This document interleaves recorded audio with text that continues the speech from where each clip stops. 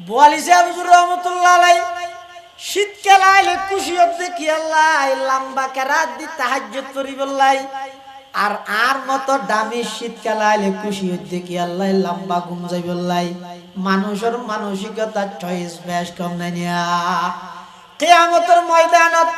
আল্লাহ পাক পরওয়ারদিগারে আলমের পক্ষতুন ঘোষণা হইল আইনাল্লাযীনা তাতাজাফা জুনুবুহুম আনিল মাদাজি এই যে কিয়ামতের ময়দানের মধ্যে বিচার শুরু নয় আমল সওয়াব